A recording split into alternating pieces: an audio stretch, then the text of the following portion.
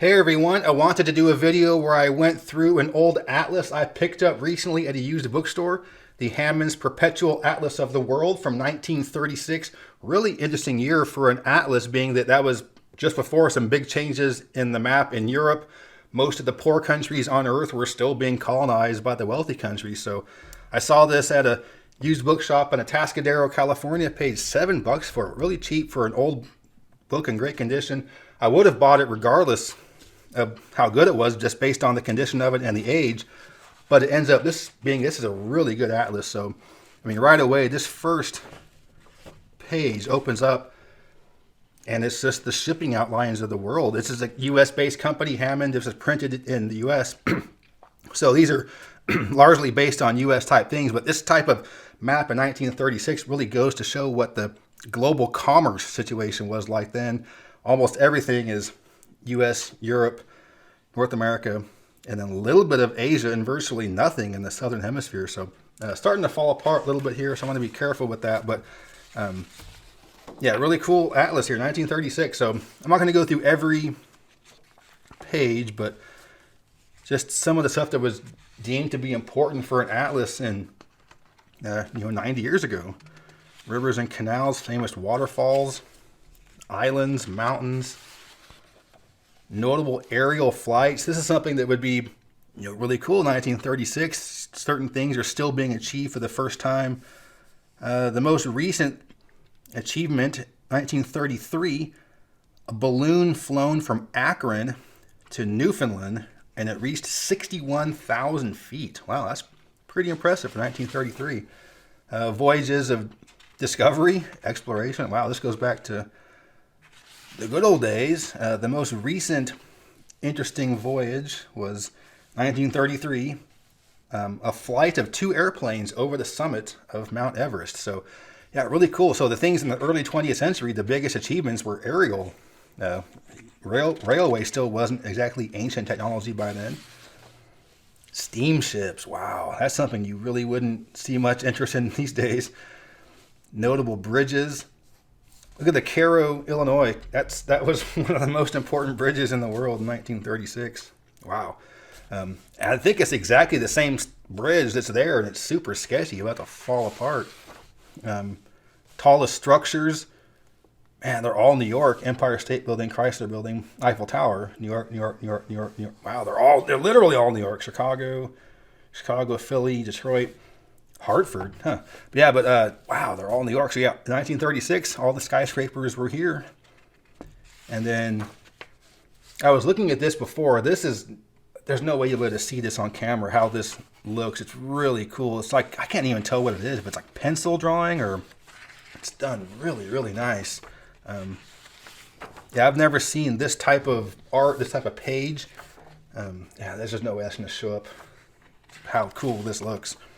It's hard to tell if it's like a photograph that was penciled. I don't know. I don't know anything about art, but I know this is cool looking.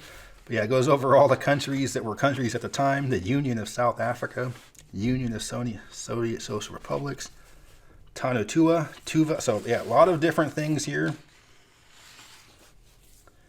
Yeah, really cool. So you got some historical maps here. It goes back to the real good old days here. Persian Empire, Canaan, Palestine, ancient Athens, ancient Europe, more Europe. It's going to be mostly Europe. It's an American company, going to focus more on the other white countries and rich countries. Poland was obviously going through it, and throughout history, Poland has always been going through it. And at the time this book was published, was certainly going through it as well. U.S. historical maps.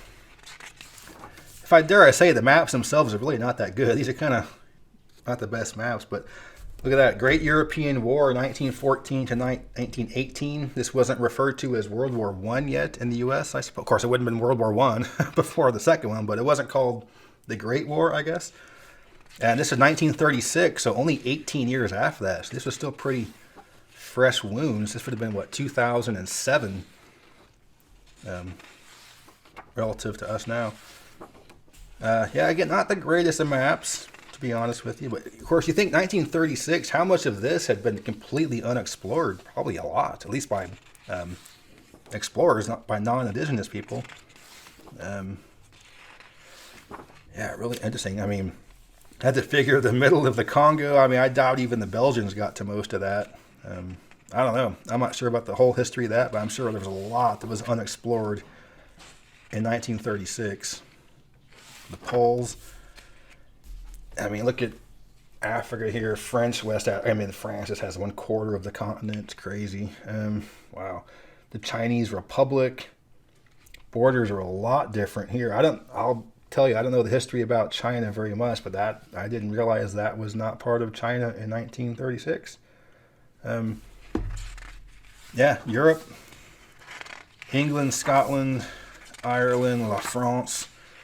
A horribly bad map of Germany. Wow, that's a bad map. It hurts my eyes. Estonia, Latvia, Lithuania. I guess, yeah, 1933 they were not part of the USSR. Yeah, this is a great year for a atlas. Things are just about to happen. So this is almost the last of what you see before Europe was completely changed for the next big time. Another awful map of Germany. It's almost like they knew what was coming. Let's not give Germany a great map here. Romania. I'm not sure when that became Romania for English, but USSR. Yeah, here's China. So Manchukuo. Dude, I'm an idiot. I don't know anything about the history of this part of the world, to be honest with you. Korea, Chosen. Wow. I mean, I am definitely not the history king. That is not my thing. I'm fascinated by it, but I don't know anywhere near as much as you might think. Central provinces, United Provinces in India, Ceylon, Bengal, Assam. That was, yeah, I mean, this is really, really fascinating. Burma, Siam, French Indochina. Cambodia is written across. That's really interesting. Cambodia, the word Cambodia is a different font as French Indochina, and it covers this. So I guess, yeah, who knows? British Malaya, and Singapore was already something separate. Yeah, this is really fascinating. The Middle East here was, of course, going to be a lot different. Look at a lot of undefined boundaries here. Kuwait is kind of a whatever. Trucial of Oman. This is probably, I don't know what that's supposed to be. Just who knows. Yemen and Aden separately. Yeah. Palestine, Syria, Beirut. Beyrouth. Huh. The Pacific Islands. Ooh, that's a mess. That's a lousy map, but it's kind of interesting to see just how, I mean, everything kind of focused on Hawaii. There was nothing else really there. Australia. Nothing else really there in terms of big traffic. East India, the Straits and Settlements, that's Indonesia. New Zealand, the Philippines, this was they were not an independent country yet. They were with us until 1948. Africa, oh, that's awful how they did that. Oh, that's gross how they split it like that. Yeah, French West Africa controlling that. Belgian Congo. Let me go ahead and turn this one because there's so many things that are just way different now. Tanganyika territory, that was Germany. Belgian Congo, Angola, Southwest Africa, Namibia, Northern Rhodesia, Zambia, Southern Rhodesia, Zimbabwe, Bechuanaland Protectorate. All these South African ones had the indigenous names for the most part, and then Union of South Africa. Not much independent up here. All French West Africa. What is the Gambia now? Bathurst. That was just kind of an exclave for the UK at that time when France pretty much had everything. Italian East Africa. I mean, the Italians controlled Ethiopia and Somalia. That tells you how good they were with their colonies. South America, oh, gross, how they split that up. Pretty gross. But yeah, I have to imagine 1936, probably a lot of this was unexplored, right? I don't know when a lot of Western scientists reached the interior of the Amazon. Falklands were British. A lot of dispute here, Peru and Ecuador. The boundaries look a little weird. British Guiana, French Guiana, that went on to become known as Guyana. Suriname. Paraguay's boundaries were way different. Bolivia had a lot of disputed territory there. Again, I'm typical American. I don't know anything about the history of other parts of the world. And here's the U.S., Canada. Again, these are pretty bad maps. The actual cartography itself is not that good. Quebec and the coast of Labrador. It's actually just called the coast of Labrador. That's the actual official name. Huh. Prince Edward Island was already its own province. So wait, Newfoundland wasn't part of Canada yet, right? Newfoundland was part of the UK still? Again, I don't know. That's something I certainly should know. Yes, these are, yeah, again, awful maps. But yeah, it goes into showing the, oh wow, these are really bad. West Indies, Central America. Central America, we had British Honduras. Everything else looks about the same. U.S. had the Panama Canal. Other than that, most of these countries, little islands here, were not independent yet. I'm not even sure of Jamaica. I think Jamaica was still British. Barbados, I think, was still British. Yeah, I don't think any of these countries were independent yet, except for maybe Haiti, but none of the small ones. Puerto Rico, that was part of the U.S. Mexico, terrible map again. So here's the states, alphabetically. Can't imagine there was nobody in Arizona in 1936. Maybe 12 people living there. I actually like these maps, the way the counties are delineated, and the paper is different in the American section. So I guess with the American company, they did a little more with the American maps. These are actually quite good. I mean, Florida, there was nobody down here. You figure 1936, Miami's kind of a smaller font. There's nothing over here. Collier, Lee County, Key West was probably just Key West was probably already weird back then, but it wasn't as big. Jacksonville's the biggest font, and Tampa's the biggest font. Orlando shows up really small. Yeah, really fascinating. Idaho, there was probably nobody here. 12 people in all of Idaho. Illinois is where you had a ton of people. That was much more of a powerhouse for this, or it still is, but it was much more of a major powerhouse then. Yeah, Louisiana, you had to figure 1936, the majority of the people of the state were speaking French at home, especially in this part of the state. It was probably 2/3 speaking French at home. You figure 1936 was only, 133 years after the Louisiana Purchase, so this only 4 generations of being in the U.S., and there weren't even many roads down here either, so I think the Interstate 10 was built before most of these smaller islands had a road, so probably pretty interesting back then. Maine was probably decent amount of French folks up here. Yeah, Massachusetts, Michigan, Detroit. This is before the Rust Belt, so Detroit was a massive powerhouse for the country. Minnesota, Mississippi. There were probably even a halfway decent number of French speakers in southwest Mississippi and southeast Missouri even by 1936. Probably a handful. Probably a decent number of German speakers in Montana. I mean, there couldn't have been anybody in Nevada. 1936. I mean, there was Reno, Carson City. I mean, there was Vegas. Is Vegas even on here? Yeah, 1936, there was something in Vegas, but not a whole lot. Probably a lot of Italian being spoken in New Jersey. I mean, you think about, almost 100 years ago, there's a lot of other languages that was really common. New Mexico, I think, has always been predominantly Spanish-speaking. Probably a lot of Italians in New York. Probably a lot of Germans and Norwegians speaking German and Norwegian in North Dakota. Terrible map of Ohio, but this was a powerful state, especially then. A lot of place names densely in there. Oregon, there's probably nobody there. Probably quite a few folks probably speaking German in central eastern Pennsylvania. I doubt there were many French speakers left in the Charleston area. Probably a few holdouts, but not many.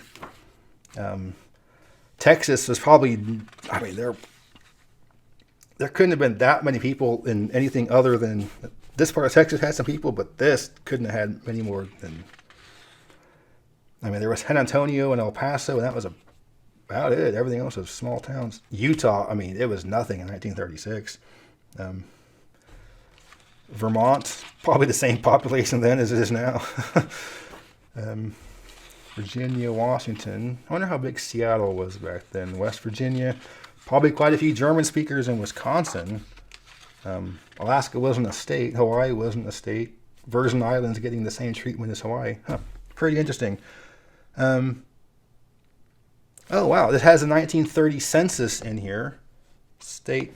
Alabama, 2.6 million people. Arizona had 435,000 people for the entire state. Wow. Arkansas, 1.8. California had 5.6 million people. Wow. The 1940 census would have been a lot more, as many Dust Bowl people moved to the state. But Colorado, just over 1 million. Connecticut, Delaware, 230,000. Florida, under 1.5 million. Georgia, under 3 million. Idaho, 445,000 people. So this is a very protectorate, don't move to my state. 1930, there weren't even 500,000 people living there. So everyone that lives there is newcomer.